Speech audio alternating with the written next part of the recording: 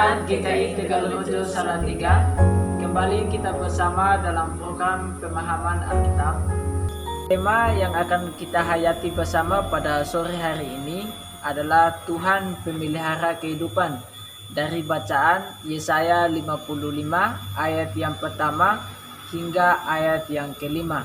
Sebelum kita memulai PA pada sore hari ini, marilah kita berdoa.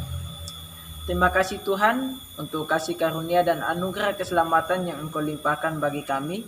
Pada sore yang indah ini kami anak-anak-Mu akan ber-PA bersama-sama, sehingga apapun yang kami pelajari pada sore hari ini menjadi pedoman di dalam hidup kami hari lepas hari.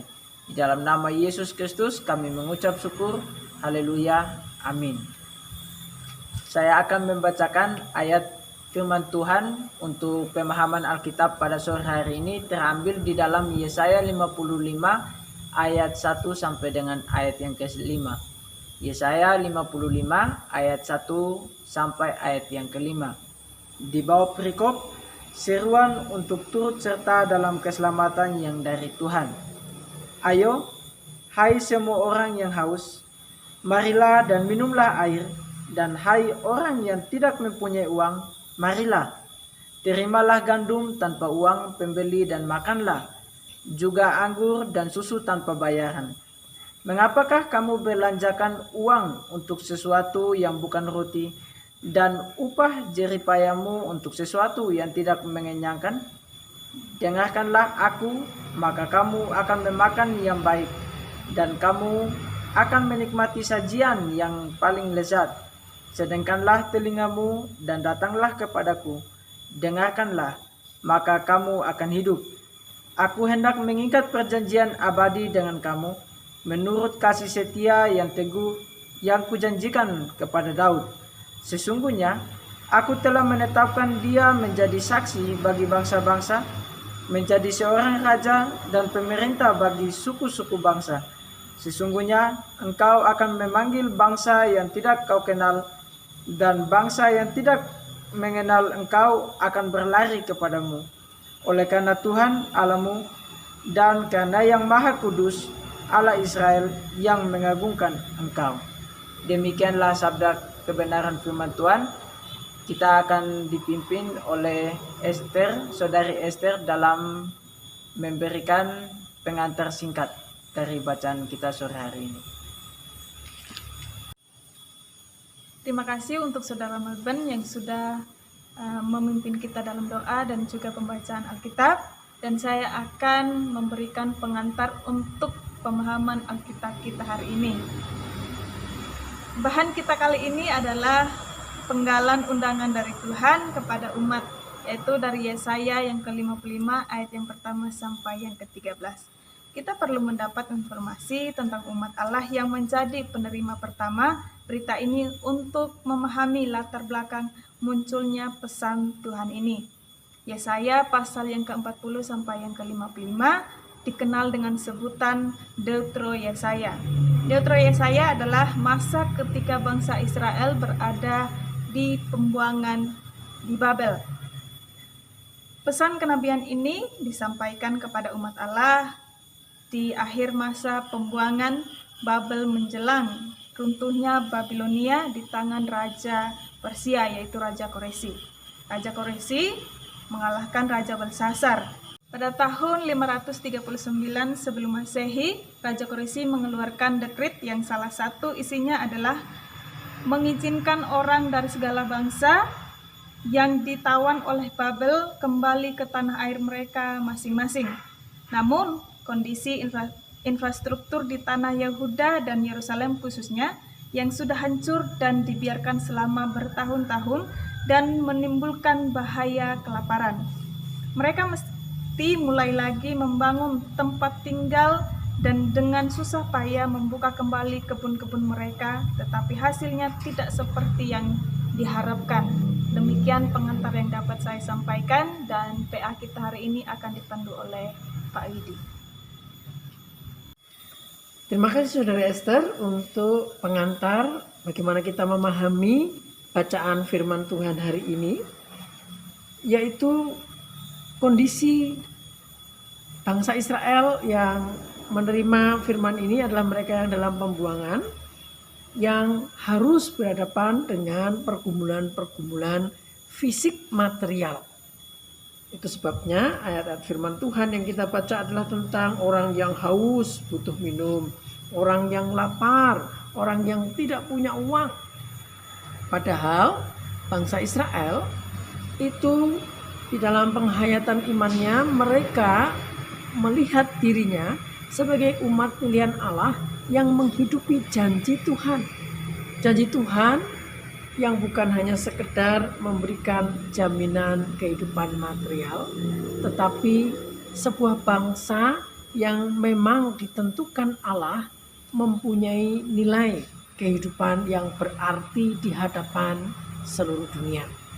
Nah, kalau kita melihat sebuah teori kebutuhan dari Abraham Maslow, manusia itu mempunyai kebutuhan yang paling dasar, yang paling sederhana, yang paling tidak terlalu penting untuk dipandang berarti adalah kebutuhan-kebutuhan fisik, yaitu kebutuhan akan makan, kebutuhan akan tempat tinggal, lalu kemudian kebutuhan yang sedikit lebih tinggi di atas segala kebutuhan fisik itu adalah kebutuhan rasa aman. Kalau rasa aman sudah tercapai, maka kebutuhan yang lebih tinggi lagi yaitu kebutuhan akan kasih sayang. Di atasnya lagi adalah kebutuhan penghargaan. Dan yang paling puncak adalah kebutuhan aktualisasi diri. Bagaimana saya sebagai seorang pribadi dengan segala kemampuan saya berarti bagi kehidupan di sekitar saya. Nah, kalau kita melihat orang-orang yang dibuang ke Babel, bangsa-bangsa Israel yang diangkut ke Babel, mereka adalah orang-orang elit, orang-orang terpelajar, orang-orang yang punya aktualisasi diri yang cukup baik, seperti contohnya Daniel dan teman-temannya. Itu sebabnya mereka pun diberikan posisi di dalam kerajaan Babel untuk hal-hal yang penting. Ketika mereka diundang kembali untuk menghidupi janji Tuhan, apa yang mereka lihat? Mereka harus pulang kembali ke tanahnya, ke Yerusalem, di mana kehidupan di sana sudah terlanjur porak-poranda dan dibiarkan terlantar. Dan kalau mereka kembali, mereka harus mulai dari nol lagi. Mereka harus mulai membangun rumah dulu, karena mereka tidak punya tempat tinggal. Dan mereka harus membangun kebun-kebun, mengusahakan tanah, dan tentu hasilnya belum bisa dijamin baik. Dan bahkan mungkin mereka akan mengalami kelaparan. Padahal mereka menghidupi janji kepada raja yang sungguh menjadi simbol bangsa Israel di dalam kejayaannya, yaitu Daud, yang ditetapkan menjadi saksi bagi bangsa-bangsa, bagi suku-suku bangsa, bahwa bangsa Israel adalah bangsa yang sungguh berarti. Saudara, inilah yang akan kita hayati bersama, bahwa menghayati jati diri kita sebagai umat pilihan yang sungguh sangat berharga di hadapan Allah, itu tidak selalu diukur di dalam keadaan-keadaan secara fisik ataupun materi. Sekalipun masih harus berjuang, percayalah Tuhan menjamin kehidupan kita dari hal-hal yang fisik yang sangat tidak terlalu membanggakan. Disitulah justru ada pemeliharaan kasih Tuhan ketika kita masih harus berjuang. Bangsa Israel menghayati hidupnya sebagai umat pilihan Allah dengan kembali kepada tanah perjanjian dan harus menjalani kehidupannya sekali lagi di dalam perintisan. Tetapi itulah sebuah jalan yang Tuhan rencanakan. Kalau kita melihat lebih jauh sampai dengan ayat yang ke-8, di sana dituliskan, sebab rancanganku bukanlah rancanganmu dan jalanmu bukanlah jalanku, demikianlah firman Tuhan.